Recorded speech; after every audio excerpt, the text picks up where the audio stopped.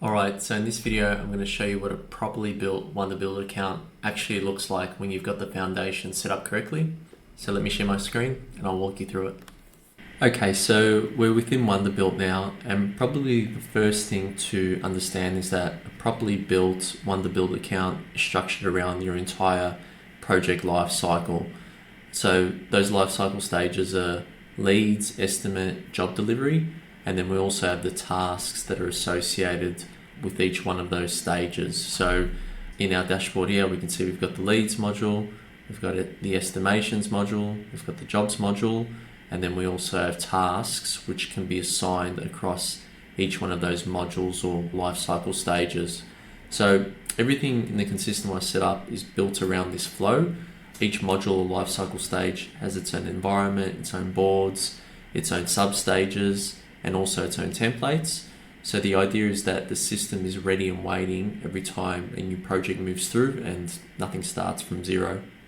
So let's start with boards, and a good example of how you would use boards is within the task module.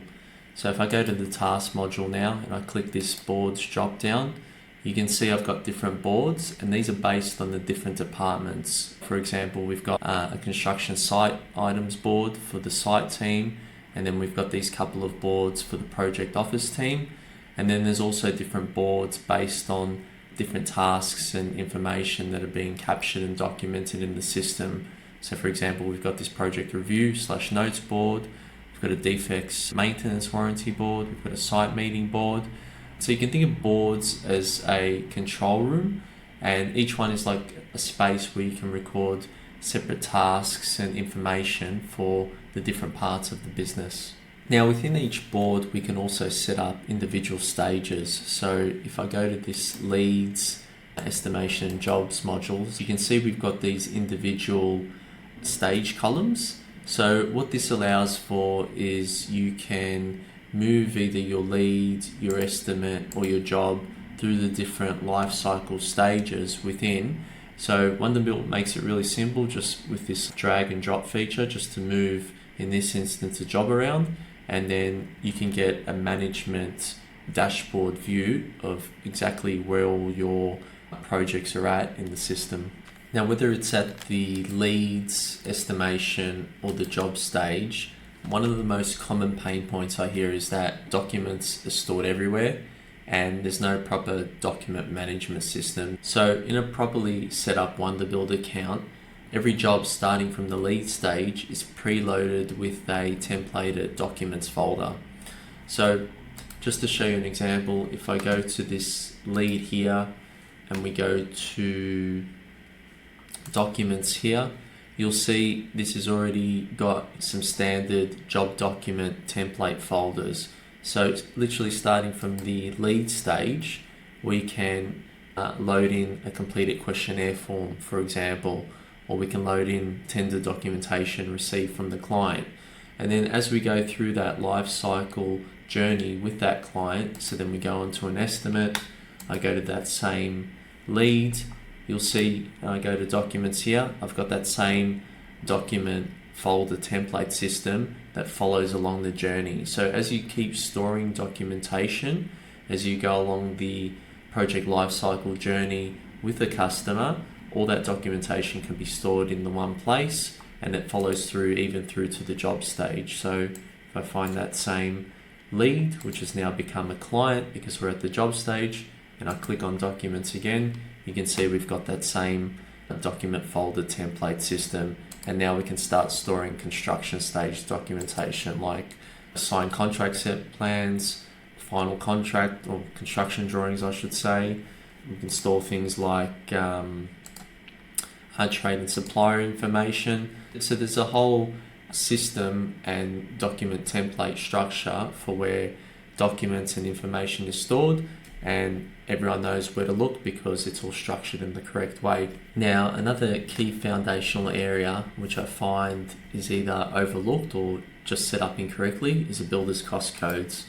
So what cost codes allow you to do is to track your building costs as a whole across the business, and then that way you not only see how you're tracking at the estimate level, but you can also see at a company-wide level how you're tracking when it comes to your project costs as a whole. So these are the Consystemise cost codes here, and you can see that they're structured in a way to cover all the standard residential cost centres, like you can see at this parent level here, and then within we have the individual cost codes that sit within those parent cost centre levels. So they're broken down in a way without being overkill, and at the same time either not enough where you wouldn't be able to capture any meaningful data. Now with the Consystemise setup, all the cost codes are already pre-mapped directly to the master estimate template.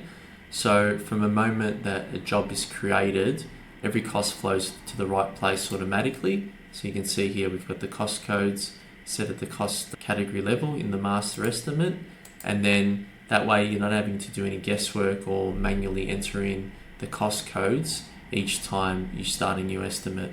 And taking a step back, obviously having a master estimate template to begin with is a key part of the system setup to lock in the standardized operating model. So this is the Consystemise master estimate template. It covers all the areas from preliminaries to structure to services to lockup. Just follows the logical sequencing of a job in terms of how it's built, so it makes it easier to price in that format as well as you're logically working through an estimate. And then what you can see is that this also links to takeoffs. So we've got a takeoff template. It links to assemblies here, so wherever this number steps in, it means it's linked to an assembly. And then where you can see this blue house symbol, this means it links to a master price book.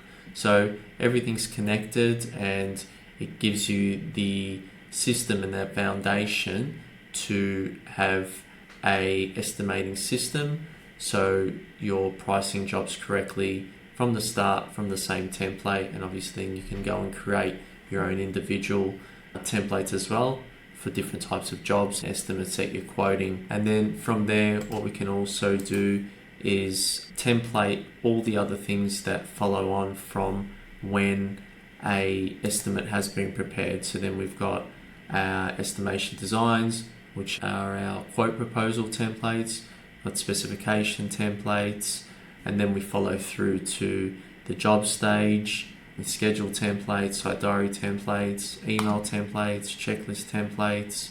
So everything with the setup and with what Wunderbuild provides us with is about not reinventing the wheel and how things are done each time, because we've got a system that defines it, and we can follow that process the same way each and every time on every job. So that's pillar one of the Systemised Builder, which is the systems architecture of the setup, and it provides the foundation that every other part of the system is built on. I hope that gives you a clear picture of what's possible inside Wunderbuild when it's properly set up.